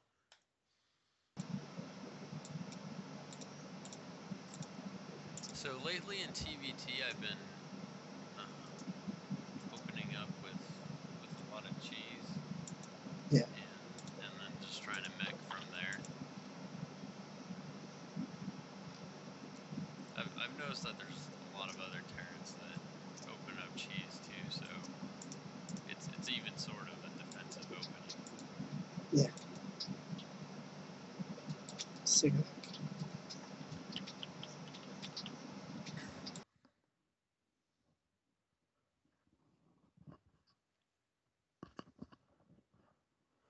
I really dislike this map. I don't like it at all. Why? I feel like the main is too far from the natural. Okay. So it's really hard to cover the main mineral line and the natural mineral line. Just like that. Like the ramp is so far away and it's so open to attacks from the ledge.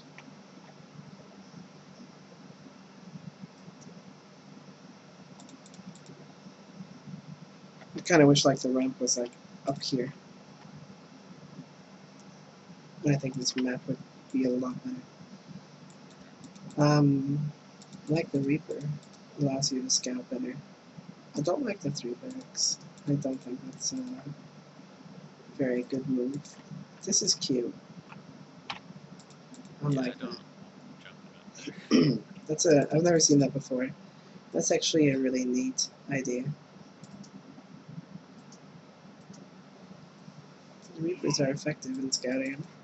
I think this would be a lot better with 2 barracks. Soon. And then you're doing a really good job at keeping them busy. Most of the time, though, your 3rd barracks isn't doing anything. That's a lot of missile turrets. You just want 1 in your main, 1 in your natural. You don't need more than that. And you saw a Raven, so there was no Banshee play going on yet.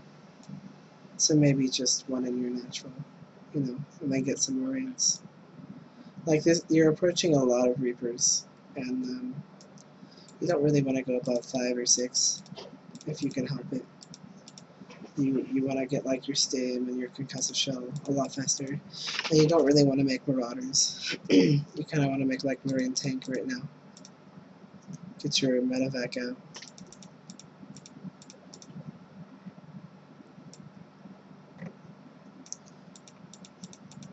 Does this turn into mech? Because it seems a lot like a bio-opener. I don't like this missile turret here.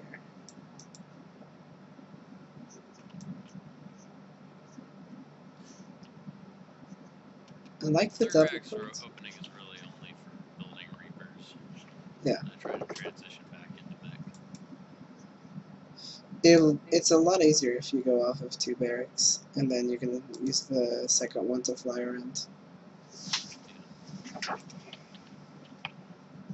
I wouldn't really recommend it though. If that's what you were doing, that's what I would go for. And your army is a little low. It's a little late. Like he's got a really powerful army for whatever you could bring up against him. Yeah. As long as it's easier if you get in a really good position and cut him off before he really starts pushing. Because he's got a lot of pushing power right now. A lot of your army doesn't have control. You know, you don't have like a medevac, and you don't have a. I think the delayed starport is a really bad idea because it leaves you vulnerable to things like banshees being microed, and you don't have air control, so siege tanks will almost always lose the war. Right. Unless you spend scans. This is really ballsy. If he had his units up front, you wouldn't be able to do this, and even then, you take so much damage. Yeah. Way too much damage. And see, once again, you're only using 2 of your barracks. That 3rd one has been useless for most of the time. Got a lot of supply riding up. You don't have air control, so he's the reason why he's able to do so much damage is because you don't have any air control. Yeah. And that's kind of why this game goes like this. Looking over, and his macro is slipping a lot, so just a tiny tweak like that, like 1 less barracks and sooner starport, and this wouldn't have been an issue, and then in like 3 minutes you would have just been able to walk over him because his push wouldn't have done anything. And like back home, he's not really macroing, and you're macroing. So you're definitely the superior player. It was just your build order is a little wonky. See, that was bad positioning. Your positioning seems to be a lot better than his too.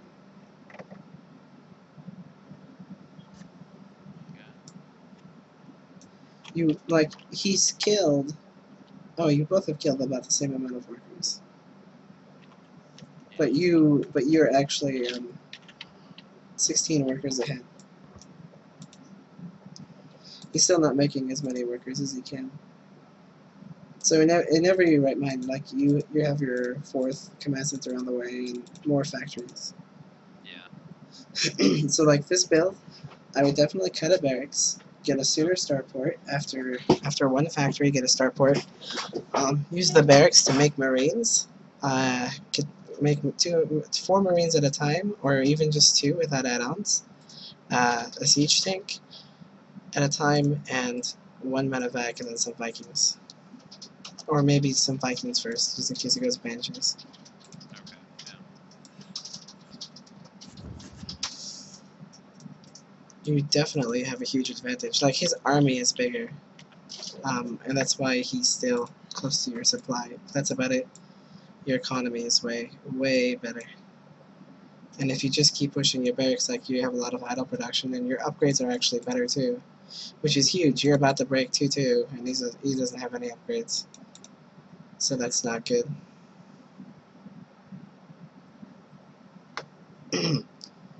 That's not good for him at all.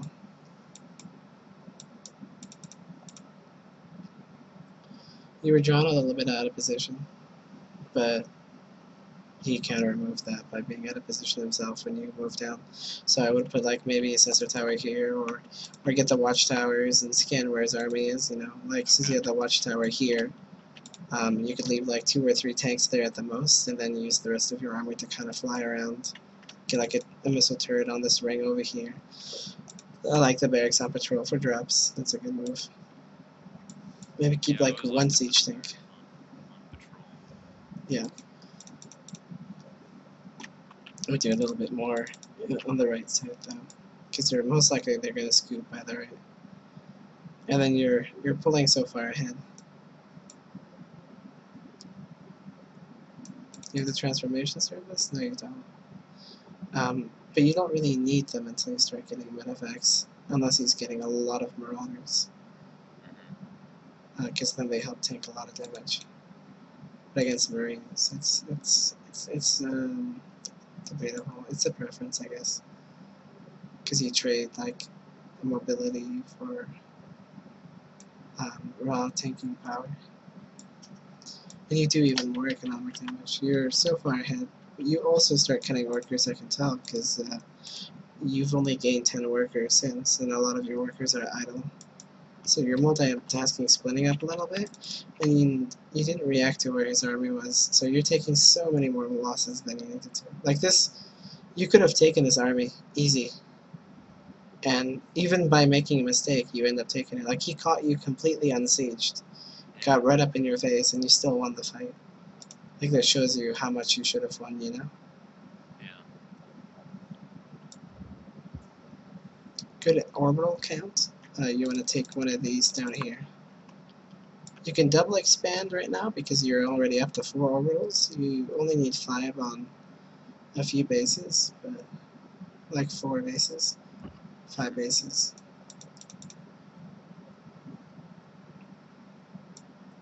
If you're on 3 base, you want 4 orbitals. If you're on 2 base, you want 3. If you're on 4 base, you want 5. If you're on 5 base, you want 6. But you can go up to 7 or 8 even on 5 bases, you know, or even 10. It just depends.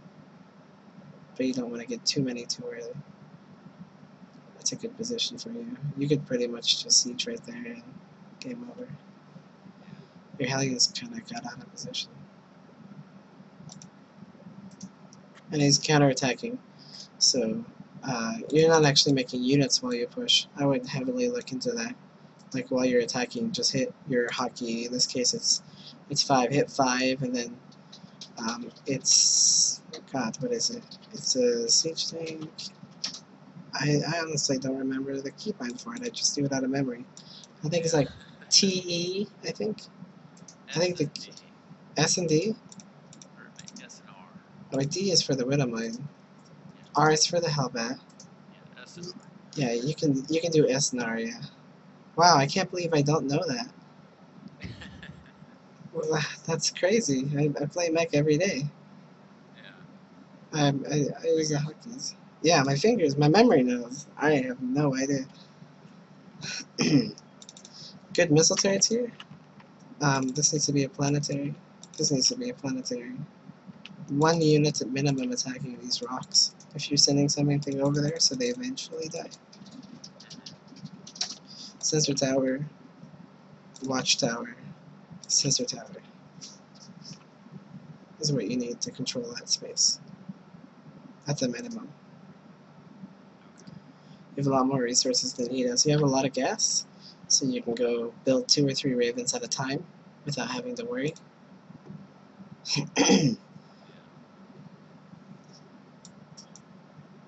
The game should be pretty much over. Yeah, it is. I think it's just mostly waiting it out because his army is so tiny and you're doubling a supply. So those are just a lot of the things you can change on this specific thing. Kind of like a recap is one less barracks, get your starport sooner, or yeah, your starport. I was thinking Stargate, but your starport. Um, Scan ahead, leapfrog a little bit more. That seems to be one of your issues that I've noticed is that you don't leapfrog nearly as well as you should. Your multitasking fails while you're fighting.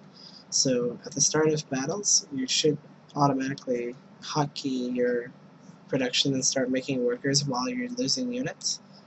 It's a good way to keep yourself reinforcing pretty well. So yeah, it's just some general tips. I don't see a way you could actually lose this without going AFK. So any questions about this game?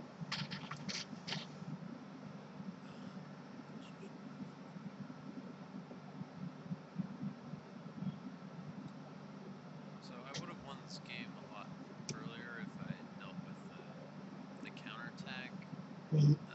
a lot faster. And so, do you have any just tips on how to deal with zoning out counterattacks When in you TVT? when you push out, rally everything. Like okay, let's say I'm you right now and I'm gonna go push out. I'm gonna rally everything maybe to here Okay. instead of follow out. Unless I'm 100% sure that if I keep pushing, I win the game, I don't send reinforcements like that. Okay. You want to have like a backup army at home. Okay. Maybe keep like a siege tank here, 2 siege tanks here, 1 siege tank here. There you go. Okay. Yeah, you can use your reinforcements to do that and dedicate like 2 or 3 siege tank at other bases. Oh, I can't believe we flew that medevac right above here.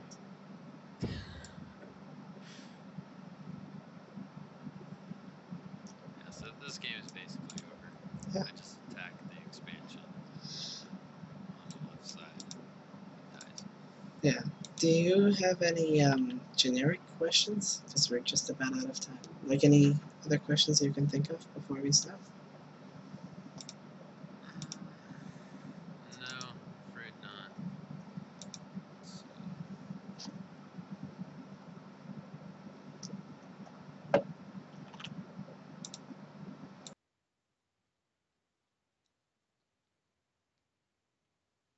So in TVT for the late game, what would you recommend as the best composition to aim for? Siege tank, Viking, Raven. Siege tank, Viking, and Raven. It doesn't hurt to have 1 or 2 battle cruisers just to soak damage and maybe Yamato siege tanks. You can also Yamato Ravens, so that's nice. Maybe soak Hunter Secret missiles on top of the battle cruisers. Okay. Yeah, I think I've been having some trouble with that because I just like to go Thor, and so I keep going mass Thor in late game TVT, and it doesn't work very well. No, because you lose ground control and you lose air control because the Thor can be zoned out by the Raven, and then the Thor can be zoned out by the siege tank. So it's not bad to have Thors, but you can't really mass Thors in critical numbers.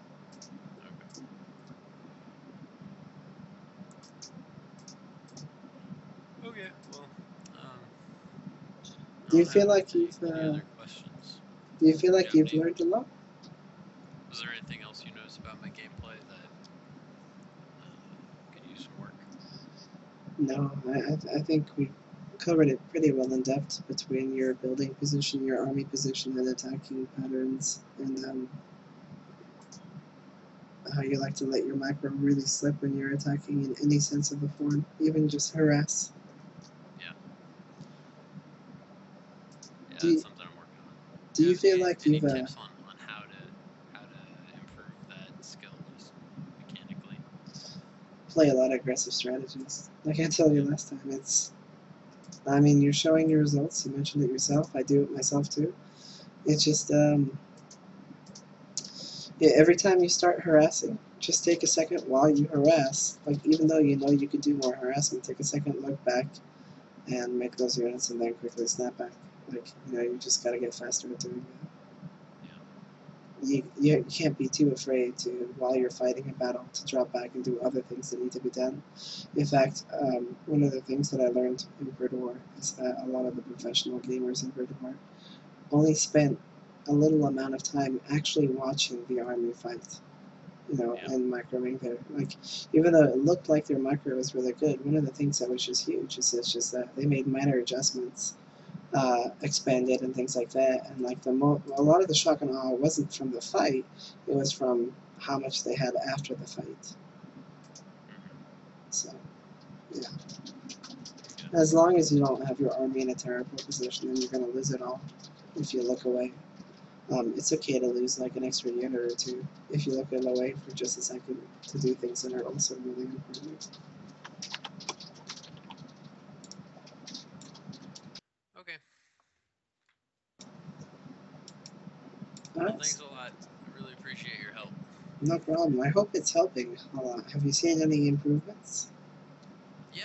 Yeah. Last time I talked to you, I was a gold league, so. Oh, you went up a league during the MMR issues? Yeah. That's It actually, was tough. that's a great accomplishment because, so that means you're platinum, Yeah. which means you're actually supposed to be about diamond then, because most of platinum wasn't either low masters or high diamond, I think, before the problem changed. Um, yeah, there were definitely a lot of people in gold that were formerly in master and diamond. It was really tricky to get out of gold. Yeah, like, that's crazy. You've made a lot of improvements since the last coaching. You do know that you can get like all of my replays off the website because I upload them automatically. Yeah, I know. I usually just like watching your stream. Yeah. Um, I don't stream everything I play because sometimes I'll just play for like an hour or two and I'll be like, no, I'm not gonna stream for only 2 hours. But it's just a sense for you to see like what I'm having trouble with or what I'm testing out. Like a lot of I'm not making any shyness about uploading most of my replays. Like 95% of my replays are uploaded. I don't maybe upload like some against teammate practice partners who are like I guess in a tournament or some stuff like that. right. But you can see a lot of the things that I'm dealing with and how I'm trying to respond. Some replays are just like, why did he go for that? I don't understand. That it didn't work. And then on my side, it's like, well, I wanted to see how effective it was, and then maybe next game I can tweak it to make it more effective and push the boundaries of that specific strategy. Right. Yeah. But if you ever have any questions about the replays I put up, you can just always whisper me, and I'll be more than happy to help. Okay. Thank you. I appreciate that. No problem. It was a pleasure talking to you again, Carsten. All right. It was a pleasure, Jeffrey. I'll talk to you later, probably. You have a good evening. You too. Bye. I hope you guys have enjoyed this. Um, I know I have been working on my YouTube a lot lately, and I apologize for that. I've been practicing so hard, very hard lately. Just a lot with teammates and replays and so forth. A lot of my practice comes from viewing more than playing, and that's actually one of the reasons why I have issues supply blocking myself. But it's ground shape progress. Today I got to WCS round 16, and I was about to break into the round of 8, but I folded under the pressure. So in the future, hopefully I keep improving like I do, and I'll make the next WCS. Thanks for watching, guys, and I hope you learned a lot from this coaching. And I'll try to be more active on the YouTube. One thing that I am always active about is uploading coachings, though, so you can all learn. Yeah, it's just really hard to find time to really dedicate to YouTube videos.